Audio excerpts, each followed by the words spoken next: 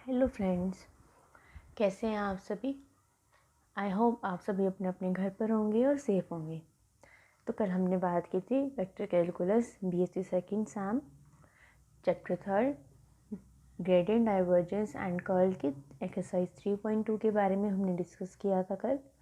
I hope आपको वो समझ आया होगा, और कुछ ना समझ आए तो आप मुझसे पूछ लीजिएगा। उसके अंदर हमने एक 8th क्वेश्चन स्किप किया था, ये वाला।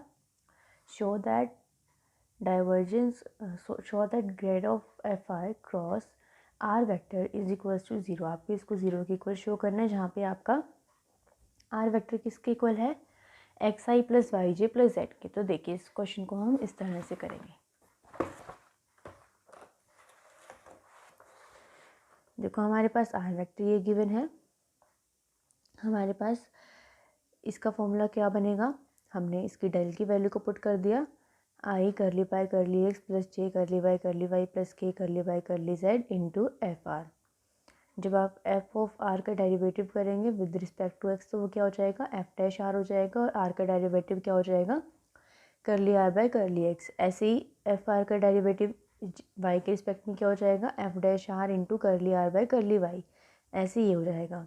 तो इनमें से क्या कॉमन आ रहा है, एफ डैश आर, अंदर क्या बचा, curly R by curly X I cap plus curly R by curly Y J cap plus curly R by curly Z K cap. Then हमारे पास फॉर्मूला होता है कि इन तीनों की वैल्यूज़ क्या होती है, करली आर बाय करली एक्स क्या होता है, X by R, curly R by curly Y Y by R, and curly R by curly Z Z by R. तो हमने इन तीनों की वैल्यू को पुट कर दिया, 1/r बाहर कॉमन ले लिया, अंदर क्या बचा, एक्स आई प्लस वाई जे प्लस जेड के। क्वेश्चन में हमारे पास ये किसके इक्वल है, आर वेक्टर के इक्वल, तो हमने इसको आर वेक्टर के इक्वल रख दिया। अब हमने तो किसकी वैल्यू निकाली है, सिर्फ इसकी वैल्यू निकाली है, पर हमें क्वेश्चन में किसकी वैल्यू निकालनी है, क्रॉस आर वेक्टर। तो हमने इसके साथ क्या कर दिया, क्रॉस में आर वेक्टर, इसकी वैल्यू इनटू में क्रॉस आर वेक्टर। आर को आपने अलग से निकाल लिया। जब आपको पता है cross vector of two products similar products की वेक्टर में अगर आपको क्रॉस प्रोडक्ट करनी होती है तो वो क्या होती है, ज़ीरो। तो हमारा आंसर क्या आ गया, 0, और हमें इसको 0 के इक्वल ही प्रूव करना था। तो ये थी हमारी 3.2। अब हम डिस्कस करेंगे एक्सरसाइज 3.1। इसमें जो मेन फॉर्मूलेज आपके यूज़ होंगे वो देखो ये होंगे। अगर आपको डायरेक्शनल डेरिवेटिव निकालना हो ए वेक्टर का तो वो कैसे निकलेगा, वो निकलेगा grade of phi dot A vector. A vector है उसका यहाँ पे यूनिट वेक्टर लेंगे आप, जो कैसे निकलता है, vector itself bye its magnitude. तो डायरेक्शनल डेरिवेटिव का ये फॉर्मूला होता है। टेंजेंट की इक्वेशन निकालनी हो तो x minus x curly phi by curly x, y minus y curly phi by curly y, z minus z curly phi by curly z. यहाँ पे एक्स वाई जेड आपके पास जो small x small y small z है, ये आपके पास points है जो क्वेश्चन में गिवन होते हैं, जैसे कि 1 2 1 1 2 3 ऐसे। Capital X capital Y capital Z आपकी इक्वेशन में ही रहेंगे, एक्स वाई जेड की टर्म्स में आपकी इक्वेशन आएगी। करली फाई बाई करली एक्स कैसे निकालेंगे, फाई आपको कोई फंक्शन दिया होगा, उसका derivative with respect to x Y z करके आप इन तीनों टर्म्स को निकालेंगे। तो ऐसे आपकी इक्वेशन ऑफ टेंजेंट बन जाएगी। इक्वेशन ऑफ नॉर्मल निकालनी है आपको, दो वेक्टर्स गिवन होंगे P and Q. P U की वेक्टर निकालेंगे आप, उसकी मल्टीप्लाई करेंगे किसके साथ, ग्रेड ऑफ फाई के साथ, एंड वो इज इक्वल्स टू 0 रखेंगे। तो ऐसे आपकी इक्वेशन ऑफ नॉर्मल निकलेगी। कार्टेशियन फॉर्म में निकालनी हो तो इस वाले फॉर्मूले के साथ जो मल्टीप्लिकेशन में आपका इन तीन, इसको आप इसकी डिवाइड में ले जाएंगे कि x minus x by curly phi by curly x is equals to y minus y by curly phi by curly y is equals to z minus z by curly phi by curly z. अगर आपको दो surfaces के बीच में angle निकालना हो तो उसका formula क्या होगा, cos theta is equals to gradient of phi one dot gradient of phi two divided by its magnitude. अगर आपको मैक्सिमम वैल्यू निकालनी है डायरेक्शनल डेरिवेटिव की तो क्या करना है, ग्रेड फाई का मैग्नीट्यूड निकाल देना है। अब आते हैं हम क्वेश्चन पे।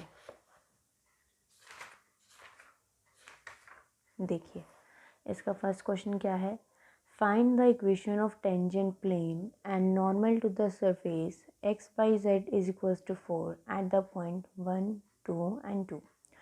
मैंने आपको बताया था ना क्वेश्चन में कैसे गिवन होंगे आपके पास पॉइंट 1 2 2। इसका मतलब ये किसकी वैल्यू है आपके पास, small x small y small z की। आपके पास फाई एक फंक्शन क्या दिया हुआ है, आपको फाई फंक्शन दिया हुआ है x Y z is equals to 4। तो आप इसको कैसे लिख लेंगे, एक्स वाई जेड माइनस 4। देखो हमने क्या किया, फाई एक फंक्शन लेट कर लिया एक्स वाई जेड का, जिसकी वैल्यू क्या है, एक्स वाई जेड माइनस 4।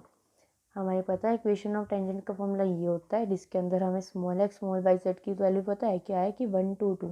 पर ये निकालने के लिए हमें क्या करना पड़ेगा, इसका डेरिवेटिव कीजिए विद रिस्पेक्ट टू एक्स। क्या होगा, एक्स का डेरिवेटिव 1, वाई जेड 4 का 0, तो क्या आ जाएगा 4z। वाई का करेंगे तो एक्स जेड, एंड जेड का करेंगे तो एक्स वाई। तीनों डेरिवेटिव निकाल लिए, इस वाले फॉर्मूले में पुट कर दीजिए। Capital x minus small x की वैल्यू क्या है 1, करली 5 बाई करली एक्स आपका क्या है 4, प्लस कैपिटल वाई माइनस करली 5 बाई करली वाई की वैल्यू क्या है 2, इनटू में वाई की वैल्यू क्या है 2, करली 5 बाई करली वाई की वैल्यू भी क्या है 2, plus capital z minus small z की वैल्यू क्या है 2, इनटू में करली 5 बाई करली जेड की वैल्यू क्या है 2। तो ये इक्वेशन आपने सॉल्व करी, जो कॉमन आ रहा था कॉमन है, तो ये तो आपकी क्या आ गई इक्वेशन ऑफ टेंजेंट। सेकंड आपको निकालनी है इक्वेशन ऑफ नॉर्मल। तो इक्वेशन ऑफ नॉर्मल कैसे निकलेगी, capital x minus small x by curly 5 by curly x is equals to capital y minus small y by curly 5 by curly y is equals to capital z minus small z upon curly 5 by curly z. तो x Y z as it is रखने हैं, x small x की y Z की जगह आपको 1 2 and 2 put करना है, इनके जगह क्या पुट करना है 4 2 एंड 2। तो जैसे कट रहा था काट दिया, क्रॉस मल्टीप्लाई करके इक्वेशन सॉल्व कर दी। तो ये आपका फर्स्ट क्वेश्चन था। सेकेंड क्वेश्चन क्या गिवन है आपको, find the equation of tangent plane and normal to the surface that is equals to x square plus y square at point this. बिल्कुल same as it is question है, इसमें भी आपने इसको equation बना ली इस फॉर्म में, जेड माइनस एक्स स्क्वायर, इसको क्या किया z minus x square minus y square लिख लिया। पॉइंट्स गिवन है, सेम एज इट इज़ करना है, करली 5 बाई करली एक्स निकालोगे, करली 5 बाई करली वाई निकाल लिया, करली 5 बाई करली जेड निकाल लिया, small x small y small z की वैल्यू गिवन है, टेंजेंट की इक्वेशन में वैल्यू को पुट कर दी, सॉल्व कर दी, तो आपके पास क्या आ गया equation of tangent. Equation of normal निकालने का वही सेम तरीका रहेगा, small x small y Z की वैल्यू आपको क्वेश्चन में गिवन है, ये वैल्यू आपने अभी ऊपर यहाँ पे निकाल ली, इनको ऐसे पुट कीजिएगा और आपकी इक्वेशन आ जाएगी। तो इक्वेशन ऑफ टेंजेंट और इक्वेशन के नॉर्मल की इक्वेशन निकालने के लिए कोई भी क्वेश्चन होंगे तो आपको यही दो फॉर्मूले इसमें यूज़ करने हैं। देन देखिए क्वेश्चन नंबर 3 देखिए, find the equation of tangent plane and normal to the surface this and the point this. बिल्कुल same as it is question है ये भी, इसमें भी आपने क्या किया, इसको इक्वेशन बना ली, माइनस को इधर ला के 7 को ऐसे था ये, -7 इधर लिया, इक्वेशन बना दी, पॉइंट्स लिख लिए, करली 5 बाई करली एक्स निकाल लिया, वाई निकाल लिया, जेड निकाल दिया। इसमें आपने क्या किया, एक्स वाई जेड की वैल्यू को यहीं पे पुट किया हुआ है, करली 5 by curly Z is equals to, आपने इसमें एक्स वाई जेड की वैल्यू को यहाँ पे पुट किया हुआ है, इक्वेशन ऑफ टेंजेंट निकाली, ऐसे निकाल ली। देखिए वो तो एक ही बात है, अगर आप इसको सॉल्व करने के बाद वैल्यू को पुट करेंगे तो भी ठीक है, इसमें आपने यहाँ पे इसको पहले इसकी वैल्यू को पुट कर दिया और फिर एक टेंजेंट की इक्वेशन निकाल दी।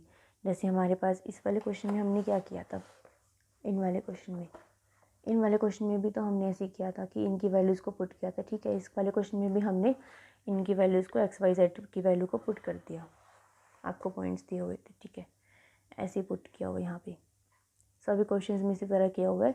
मतलब 2 बार आपको वैल्यूज़ को पुट करना है, कि यहाँ पे भी आपको वैल्यूज़ को पुट करना है, एक्स वाई जेड की वैल्यू को यहाँ पे भी पुट करना है और यहाँ पे भी पुट करना है। आपको एक अगर टेंजेंट की इक्वेशन निकालनी है उसमें भी पुट करना है, नॉर्मल में भी पुट करना है और इनमें भी पुट करना है। एक क्वेश्चन में आपको 3 बार इनकी वैल्यूज़ को पुट करना पड़ेगा।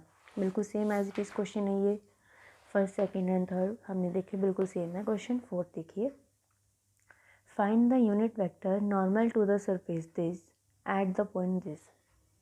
आपको क्या निकालना है, यूनिट वेक्टर निकालना है जो कि किसके नॉर्मल होगा, इस सरफेस के कौन से पॉइंट पर, इन पर। तो देखिए फोर्थ क्वेश्चन में हमने क्या किया, 5 हमने कंसिडर कर लिया फंक्शन हमारा किसका, एक्स वाई जेड का, जिसकी वैल्यू क्या है जेड माइनस, इसको हमने क्या किया z minus x square minus y square, point आपको ये गिवन है, ग्रेड ऑफ 5 निकाल दिया आपने, जैसे निकालते हैं हम, इसका डेरिवेटिव करके पॉइंट्स की वैल्यू को पुट कर दिया, इसका मैग्नीट्यूड निकाल दिया। Unit vector to the surface का फॉर्मूला क्या होता है, यूनिट वेक्टर, हम किसी भी चीज़ का यूनिट वेक्टर क्या निकालते हैं, vector itself divided by its magnitude. तो हमने इसको ऐसे निकाल दिया। नेक्स्ट देखिए फिफ्थ क्वेश्चन आपके पास क्या है, find the gradient and the unit normal to the level surface this at the point this. आपको क्या निकालना है, आपको निकालना है यूनिट नॉर्मल निकालना है जो कि इस लेवल सरफेस में होगा किस पॉइंट पे 2 0